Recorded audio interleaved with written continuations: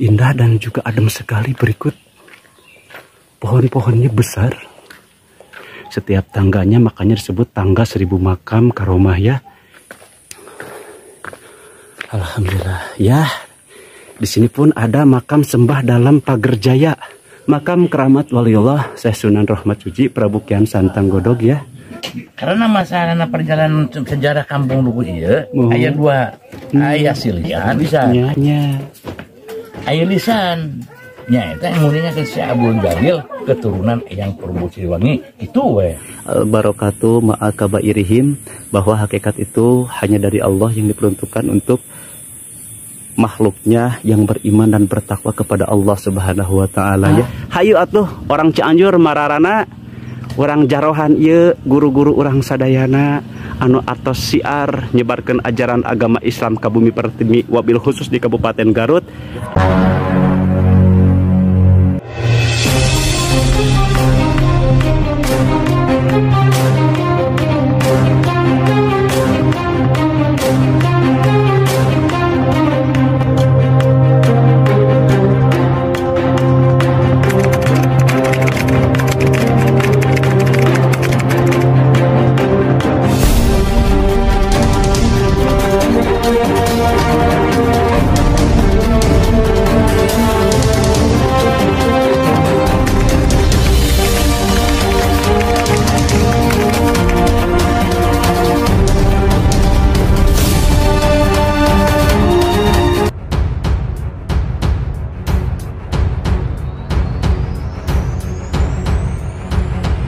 Assalamualaikum warahmatullahi wabarakatuh. Salam rahayu, salam santun teruntuk baraya dan juga sahabat setia ahli riwayat dimanapun Anda berada. Kali ini ahli riwayat vlog akan menjelaskan tentang situs makam keramat di Kabupaten Garut yang perlu dikunjungi. Kabupaten Garut ternyata menyimpan banyak sejarah dan alim ulama yang berjasa dalam menyebarkan ajaran agama tauhid yakni agama Islam. Tak heran, di Kabupaten Garut, sahabat akan dimanjakan dengan beberapa situs sejarah dan makam keramat yang harus dikunjungi untuk bil barakah, supaya kelak kita selaku muhibin beliau bisa diangkat dan bersama-sama dengan beliau di mahsyar nanti. Berbagai hasanah, adat istiadat, dan kebudayaan menghiasi keragaman masyarakat Indonesia. Salah satu bentuknya adalah kepercayaan lokal yang tidak jarang berasal dari daerah-daerah yang memiliki keindahan alam yang mempesona. Al-Kuroma fa'innal ulama indallahi kuroma. Muliakanlah alim ulama karena mereka adalah seorang yang dimuliakan oleh Allah Subhanahu wa taala. Oke baraya, berikut 5 makam keramat yang harus dikunjungi di Kabupaten Garut. Makam keramat Syekh Ajra'i. Syekh Ajra'i merupakan guru besar Mama Ahmad Satibi Gentur, Mama Rusdi, Mama Soheh Bunikasi, Syekh Syiraj Makkah, dan beberapa ulama masyhur lainnya. Sejarah perkembangan dan peradaban Islam di Indonesia tidak lepas dari peran para alim ulama. Peran ulama yang menjadi sosok sentral merupakan sebuah keniscayaan bagi masyarakat setempat. Peran ulama tidak hanya mendidik para santrinya untuk menjadi calon ulama penerusnya, namun juga mendidik untuk menjaga nilai-nilai yang ada di masyarakat agar tidak mudah hilang tersapu oleh zaman. Sesepuh Pondok Pesantren Faujan, Kiai Haji Aceng Aam Umar Alam, menceritakan sosok buyutnya yang dikenal dengan Ba'dul Ikhwan. Hal tersebut disampaikan dalam kegiatan bulanan sekaligus memperingati haul Kiai Haji Muhammad Ajra'i bin Kiai Haji Abdul Wahab yang ke-104 dan Ibu Hajah Fatmah binti Kiai Haji Abdullah Sanusi yang ketiga di Aula Pondok Pesantren Faujan, Sukaresmi, Garut, dan Ceng Abdu selaku kasepuhan Pondok Pesantren Cimasuk Garut yang hingga kini beliaulah salah satu cucu Mama Ajra'i yang masih hidup.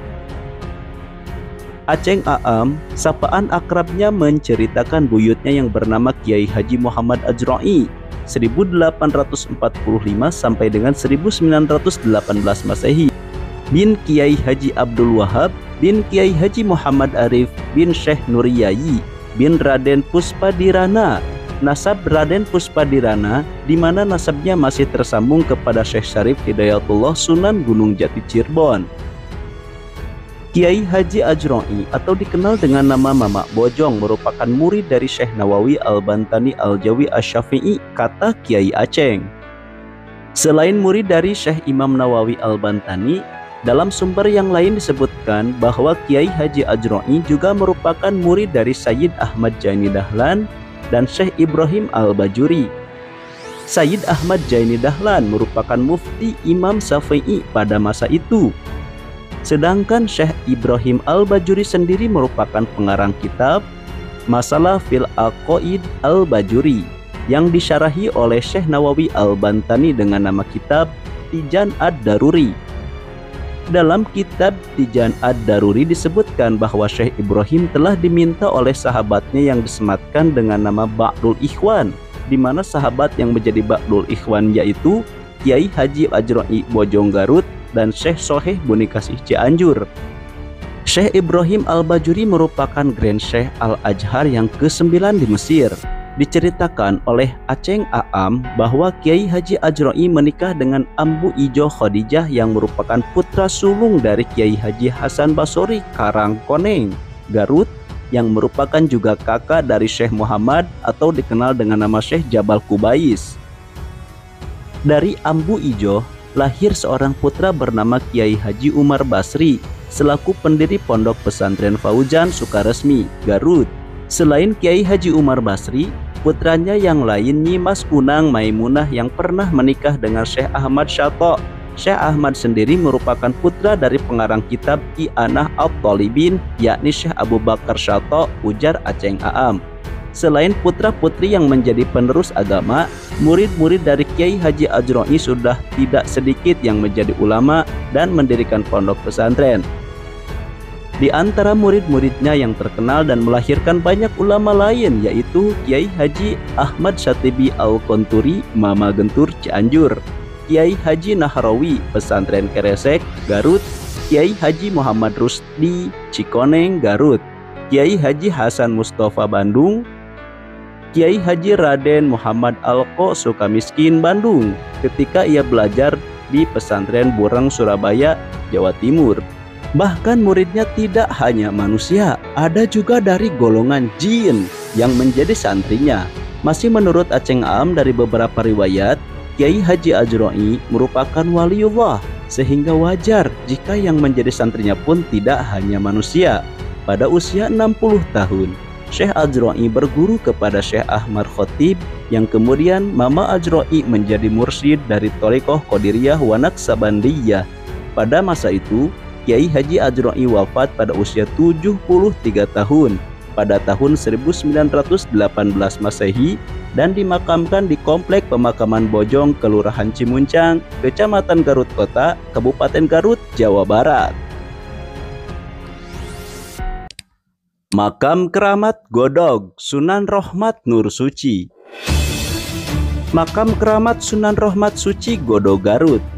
Makam Keramat Godog yang berlokasi di Desa Lebak Agung, Kecamatan Karangpawitan, Kabupaten Garut, Provinsi Jawa Barat, merupakan salah satu sumber rekomendasi wisata religi di Kabupaten Garut yang harus dikunjungi.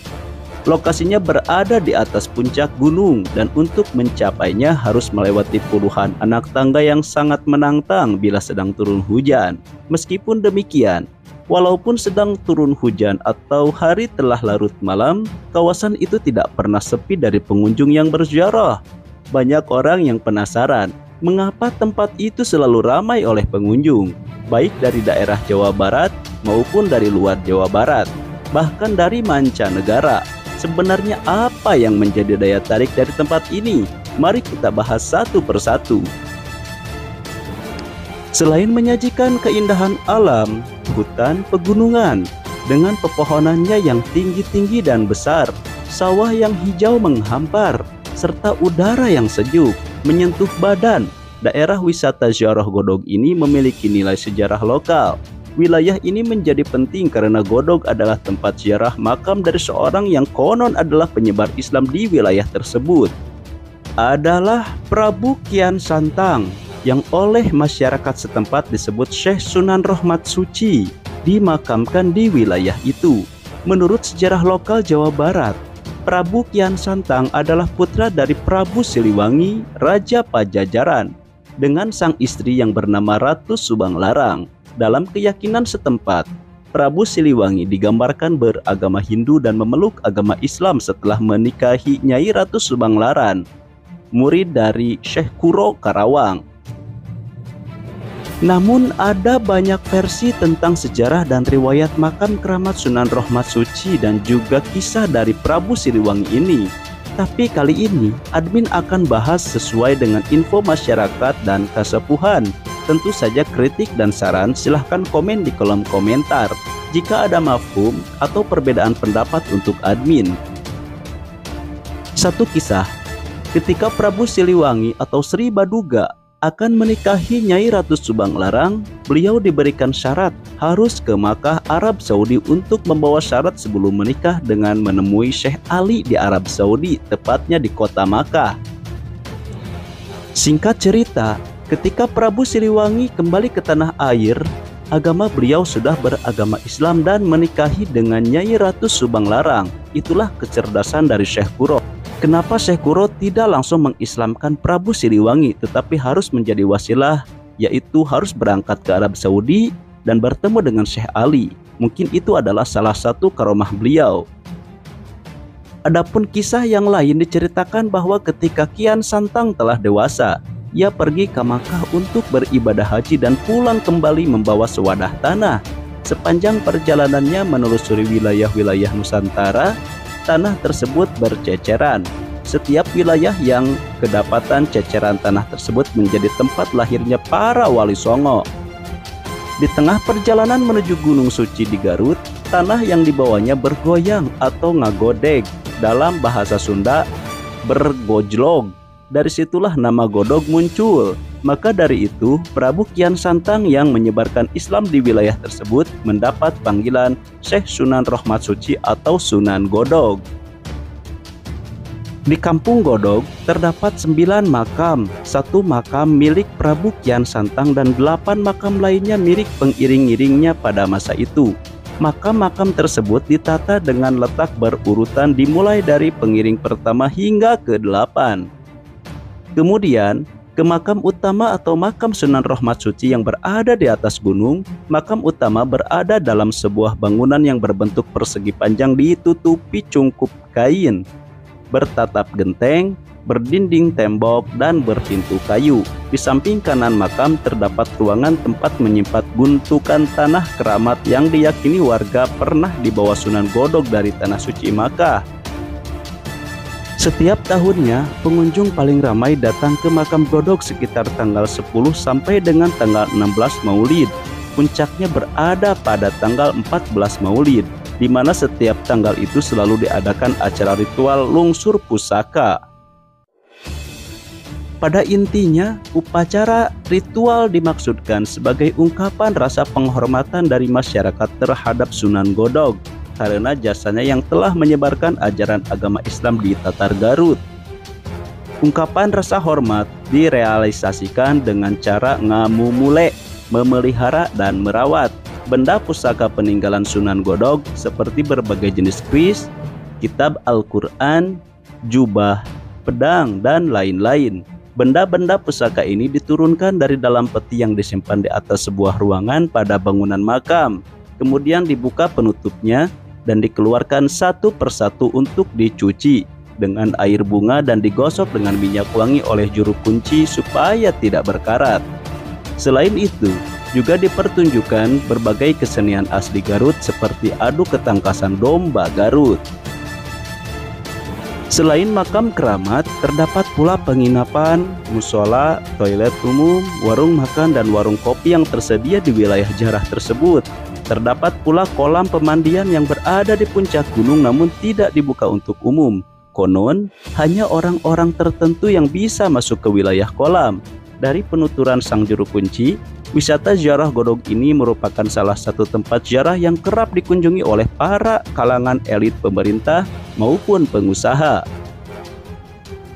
terutama bagi yang masih percaya hal goib untuk melanggengkan kekuasaannya dan untuk memperdalam ilmu kebatinannya.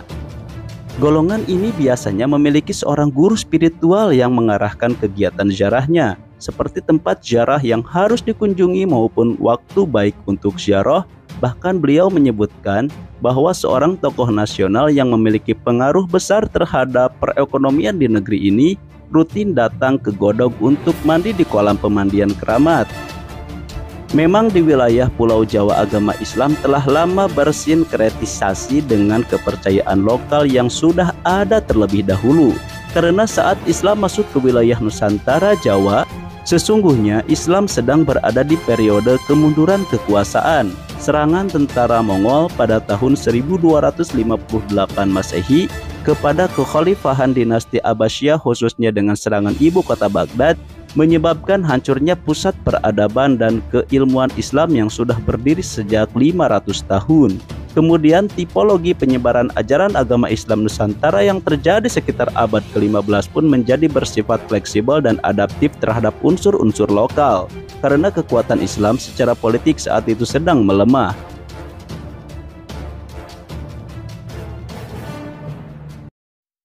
Makam keramat Mbah Nur Yai.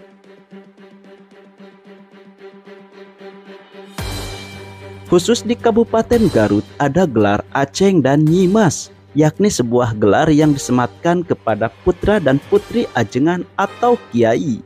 Mengenai hal ini, sesepuh sekaligus pimpinan Pondok Pesantren Faujan Garut, Kiai Haji Aceng Aam Umar, menuturkan bahwa gelar Aceng dan Nyimas lahir sejak 1700-an, tepatnya pada zaman Syekh Nur Yai bin Raden Puspadirana. Silsilah Raden Puspadirana masih memiliki nasab dengan Syekh Syarif Hidayatullah Sunan Gunung Jati Cirebon.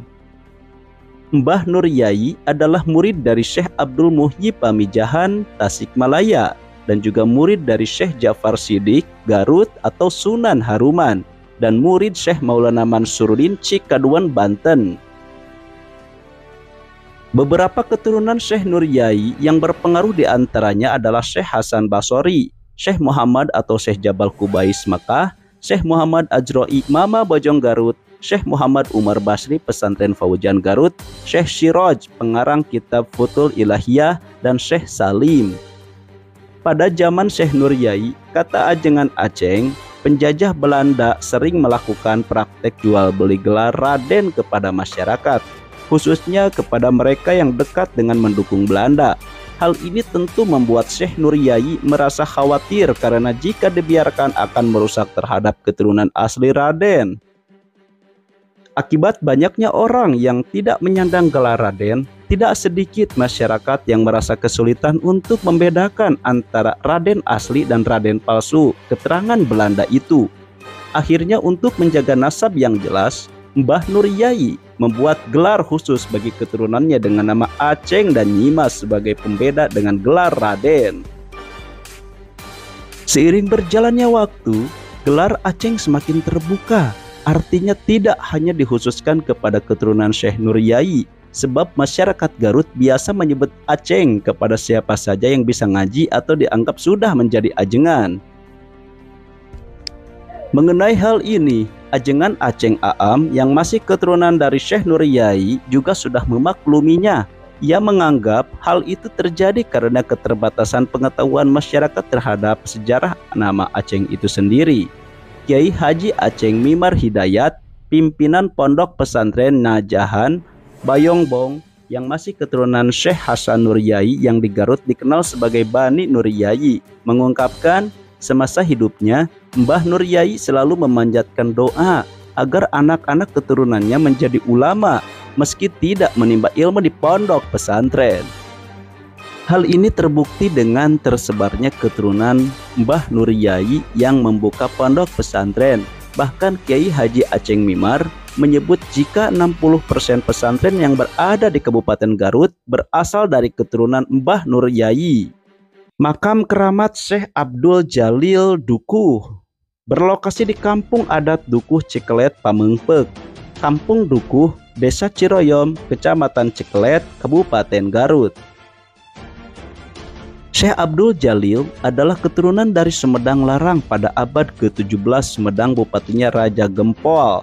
Pada saat itu di Sumedang dibutuhkan seseorang penghulu. Kebetulan di sana ada seorang kiai yang pintar di bidang keagamaan yang bernama Tuan Syekh Abdul Jalil. Syekh Abdul Jalil dipanggil oleh bupati. Kata bupati, "Anjen harus siap jadi penghulu di sini." Syekh Abdul Jalil siap jadi penghulu, tapi ada syarat permintaannya, yaitu rakyat dengan pemerintah harus bersatu. Dan yang kedua, tidak boleh melanggar hukum syariat atau agama. Namun bupati melanggar perjanjian itu, membunuh 2 orang utusan pembawa surat dari Banten, sehingga Syekh Abdul Jalil mengundurkan diri lalu pergi ke Tanah Suci karena ada perintah untuk kembali ke Nusa Jawa sambil membawa tanah dan air dari Tanah Suci Makkah. Syekh Abdul Jalil istirahat di Batuwangi kurang lebih 15 tahun, lalu pergi lagi ke kampung Tanjung Desa Pamengpek. Di sana lamanya 1,5 tahun sambil berzikir, "Ya Allah, di manakah untuk tempat saya layak?" Pada malam 14 Maulid, tahun Alif, ada cahaya yang mantul sebesar pohon aren yang menunjukkan bahwa untuk tempat tinggal Syekh Abdul Jalil. Lalu jalan sambil melihat petunjuk cahaya-cahaya tersebut dan menuju ke Kampung Dukuh dan bertemu Aki Chandra, Diwangsa, dan Nini Chandra. Air dan tanah yang dibawa dari Arab tanah ditaburkan, air ditanamkan. Syekh Abdul Jalil bermukim di Kampung Dukuh sampai wafatnya dan dikebumikan di tanah keramat Kampung Dukuh. Makam keramat di kampung adat Dukuh itulah makam Tuan Syekh Abdul Jalil. Sampai saat ini banyak yang ziarah. Tradisi dan ekspresi lisan termasuk bahasa sebagai wahana warisan budaya tak benda, termasuk cerita rakyat, naskah kuno, permainan tradisional. Makam karomah Syekh Abdul Jalil sampai saat ini masih dipelihara dengan baik. Untuk melakukan ziarah ke makam Syekh Abdul Jalil yang terletak di Tanah Larangan, terdapat beberapa syarat yang harus dipenuhi. Harus mandi terlebih dahulu di air karomah, memiliki wudhu, tidak diperbolehkan memakai baju batik, memakai sarung yang polos, tidak boleh pakai celana dalam, tidak boleh membawa pacar ke makam keramat tersebut, bisa putus. Tidak diperbolehkan membawa barang mewah seperti jam tangan, alat elektronik, perhiasan, dan lain-lain. Pegawai pemerintah atau PNS tidak diperbolehkan memasuki area makam keramat, bisa diberhentikan dari PNS. Menurut guru atau maestro, komunitas atau perseorangan pemangku karya budaya, bagaimana cara-cara terbaik untuk melestarikan dan menggambarkan karya budaya yang bersangkutan agar keberadaan makam keramat Syekh Tuan Abdul Jalil tetap dipertahankan di kampung adat Dukuh Dalam. Semoga kita semua bisa berziarah ke sana, tepatnya harus di hari Sabtu, tidak boleh di hari-hari yang lain. Makam keramat Syekh Jafar Siddiq, Sunan Haruman, Garut. Syekh Jafar Siddiq atau beberapa dari kita menyebut nama beliau dengan sebutan Sunan Haruman karena tepatnya beliau dimakamkan di Gunung Haruman. Selain kisahnya yang menarik untuk kita simak dengan karomahnya yang sangat luar biasa, yaitu melakukan lomba terbang ke kota Makkah dengan Syekh Abdul Muhyi Pamijahan dan juga Syekh Maulana Mansuruddin Cikaduen. Makam keramat Syekh Jafar Siddiq terletak di Desa Ciparean, Kecamatan Cibiuk, memiliki luas sebesar 5 hektar, dipenuhi pengunjung yang kebetulan bertepatan dengan bulan Rajab, di mana para peziarah memanfaatkan momen bulan tersebut untuk mencari wasilah dengan melakukan ziarah kubur ke makam para waliullah kepada orang tua dan juga untuk tadkirah bil barkah kepada sang waliullah. Tempat peninggalan yang menyimpan nilai sejarah pada masa penyebaran ajaran agama Islam khususnya di kota Garut Utara, Limbangan, Belambangan, menyimpan banyak kisah perjuangan di masa kala itu.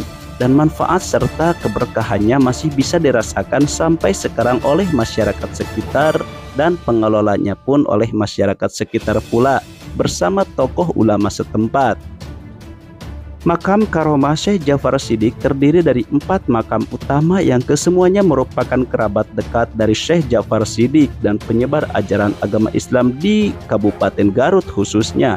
Keempat makam tersebut adalah makam Eyang Abdul Jabbar yang merupakan mertua dari Ja'far Umar Shiddiq, makam Mbah Wali Syekh Ja'far Shiddiq sendiri, Eyang Siti Fatimah yang merupakan istri dari Syekh Ja'far Shiddiq, dan makam Eyang Wali Muhammad Nur Qasim yang tidak lain adalah kakanda dari Syekh Ja'far Shiddiq.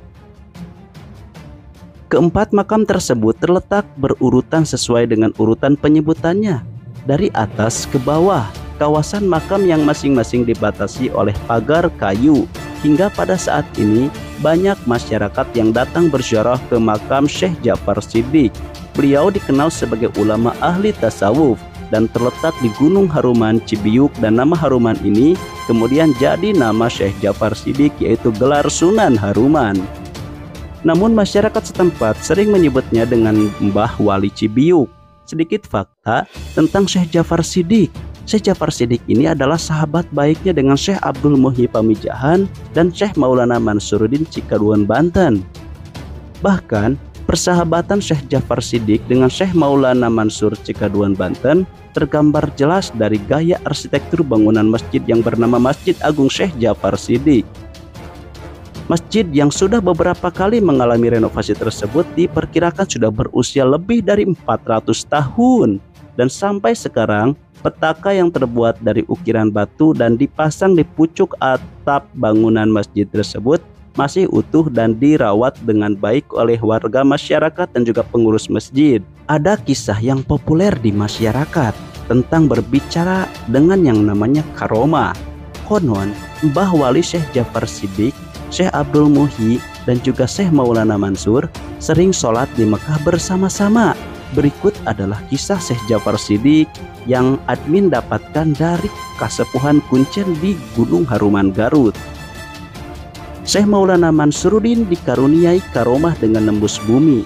Syekh Abdul Muhyi dikaruniai karomah dengan dapat menembus laut.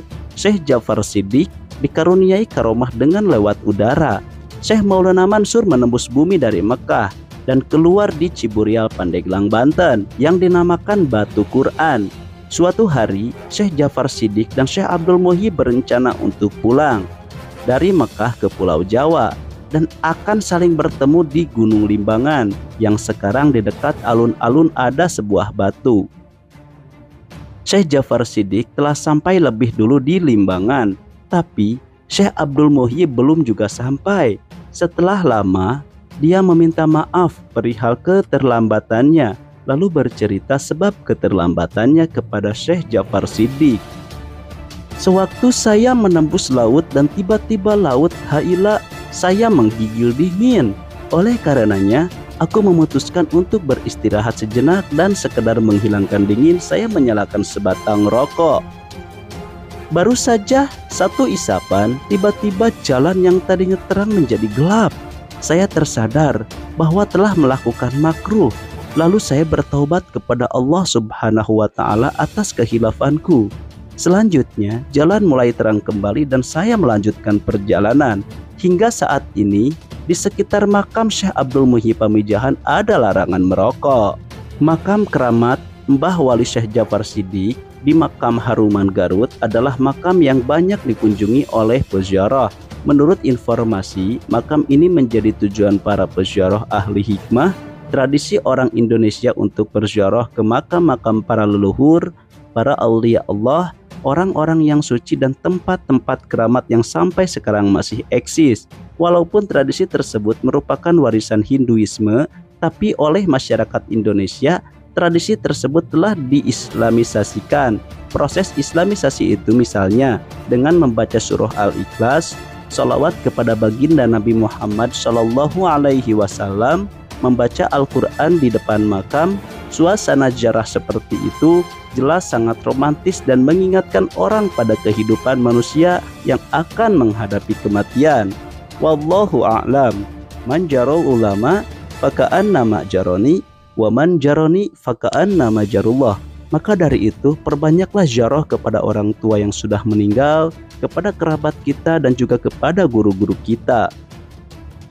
Terima kasih kepada sahabat dan juga baraya yang telah mendengarkan kisah ini tentang 5 makam keramat yang perlu dikunjungi di Kabupaten Garut. Semoga kita bisa mengambil hikmah dan mudah-mudahan berkah karomah yang dimiliki oleh para guru-guru kita senantiasa menyertai kita dan kita bisa bertemu dengan sang guru jaga yaumil akhir. Amin ya Allah ya Rabbal Alamin. Sebenarnya masih banyak sekali ulama Garut yang harus didokumentasikan dan dijelaskan, tapi hanya sebatas ini dulu ya. Dan semoga di next videonya bisa lebih banyak lagi dokumentasi perihal situs makam keramat dan sejarah waliullah dan alim ulama. Semoga kisah alim ulama tak lepas hanya sampai kita, tapi harus sampai kepada anak dan cucu kita. Oke sahabat, jangan lupa untuk nonton video selanjutnya ya. Jangan lupa subrek yang baru, berkunjung, like, dan tinggalkan komentarnya. Untuk sahabat setia Ahli Riwayat, terima kasih banyak sudah setia menjadi sahabat sejati dari Ahli Riwayat Vlog. Semoga kita semua menjadi muslim dan muslimah yang bahagia fid dini wad dunya wal akhirah. Admin izin pamit. Akhirul kalam. Assalamualaikum warahmatullahi wabarakatuh.